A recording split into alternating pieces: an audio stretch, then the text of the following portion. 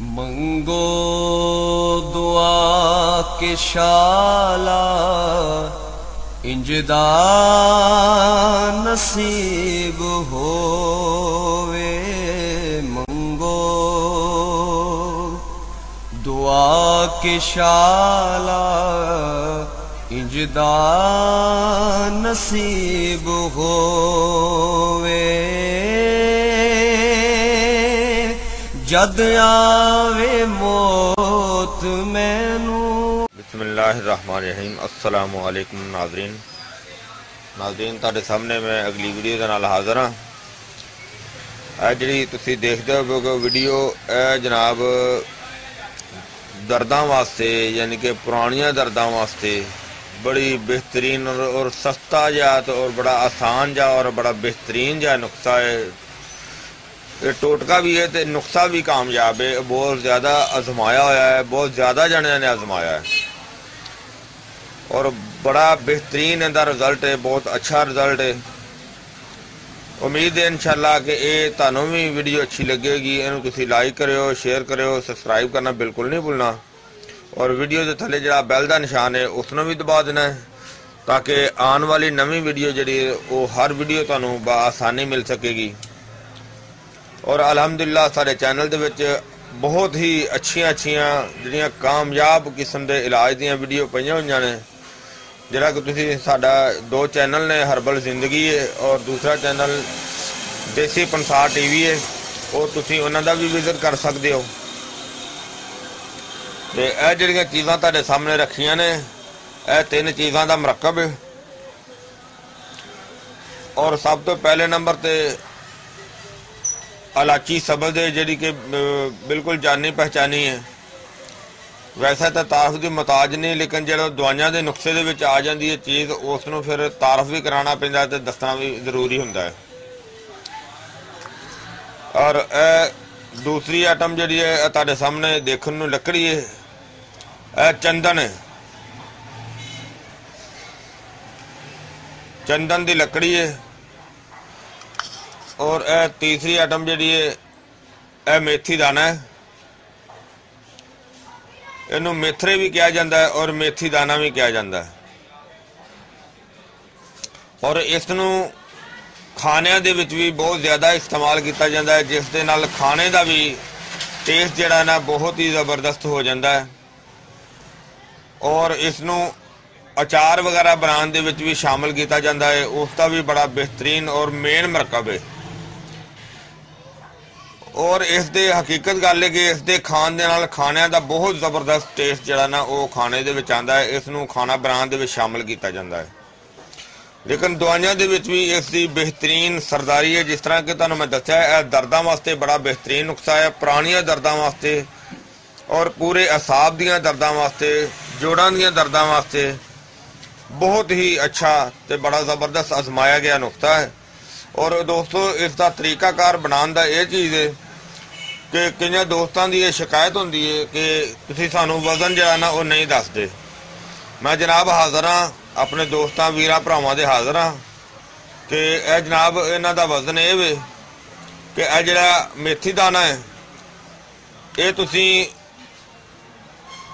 मतलब कि मैं तुहानू जिस तरह वजन दसना है, अगर तुसीं उस दे हिसाब दे नाल ज़्यादा बनानी होवे तो ज़्यादा दा हिसाब किताब लगा के बना सकते हो। अगर इस तो घट बनानी होवे, कम बनानी होवे तो उस दे हिसाब दे नाल वजन कम करके भी बना सकते हो। यानी कि मैं तुहानू इस हिसाब नाल दस्सण लग्या कि यह जिहड़ा मेथी दाना है ये तुसीं 100 ग्राम ले लवो और इलाची सबज दे यह भी 100 ग्राम लैनी है। और यह जिहड़ा चंदन, ये चंदन तुसीं 50 ग्राम लैनी है। हालांकि चंदन विच शामिल करने का मकसद ये वे कि ये जिहड़े ब्लड प्रेशर वाले मरीज ने, जिहड़ा कोई बंदे दोस्त भरा नूं बीबी नूं कोई ब्लड प्रेशर का मसला होवे वो चंदन नूं लाजमी विच शामिल करे। अगर दूसरा मरीज बगैर ब्लड प्रेशर की वजह तो कोई हो खाली दर्दां की शिकायत हो तो वो दोनों चीज़ां भी इस्तेमाल कर सकता है। अगर चंदन शामिल कर लेगा तो होर ज़्यादा अच्छा है जी। अगर चंदन की मकदार जी ना अगर बराबर भी ना रख ली जाए तो ठीक है, यानी कि बराबर का मतलब जिस तरह तुहानूं मैं पहले दस चुकिया वा 100 ग्राम है 100 ग्राम है तो 50 ग्राम है। इनका कुट के अच्छी तरह पाउडर बना लेना और कोशिश ये करनी है कि इन्हों दौरी दे विच कुटना है तो हाथ नाल कुटिया जाए, यानी कि मशीन तो ना बसाया जाए। अगर हाथ नाल कुटिया जाए तो उनका गजाइयत जी है, उनकी ताकत जी है वो तकरीबन इंज ही समझ लो कि वह 100% होंगी है। अगर मशीन दे विचों पाउडर बनवाया जाए पथवाया जाए तो इसकी ताकत जी है वो तकरीबन जी ना वो 50% जी ना वो रह जाती है।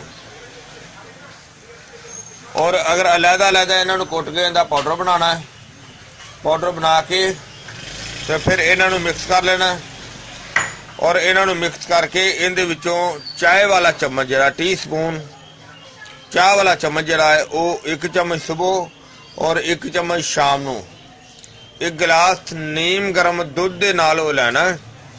और इंशाल्लाह इस दे नाल बहुत ही बेहतर फायदा होएगा। इस दर्दां वास्ते बड़ा ही लाजवाब ये नुस्खा है,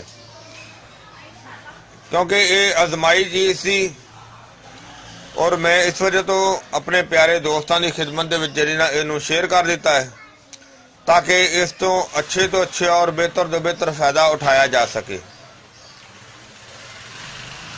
और ये जी इस्तेमाल की लिमिट है और इनू कम अज कम अगर 10 दिन भी इस्तेमाल किया जाए कोई मसला नहीं, 15 दिन भी इस्तेमाल किया जाए कोई मसला नहीं, अगर इनू महीना भी इस्तेमाल किया जाए तो कोई मसला नहीं। और इंशाल्लाह इस दे इस्तेमाल दे नाल तकरीबन 2, 4 या 5 दिन दे विच अपना रिजल्ट बल्कि दूसरे दिन ही अपना रिजल्ट दिखाएगी। यानी कि इन्ना कोई ज्यादा ये इतमाद वाला ते आजमाया होया नुस्खा है।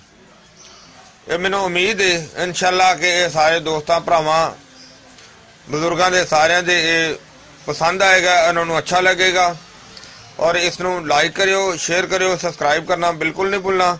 अगली वीडियो ना फिर मिलेंगे। इजाजत, अल्लाह हाफिज़, अस्सलाम वालेकुम वरहमतुल्लाहि वबरकातुहू। गए बतेरे सरकार नू कमांगे,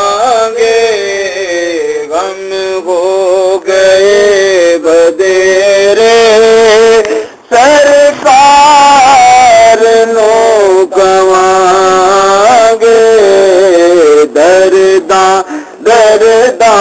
दर्दां ने पाए घेरे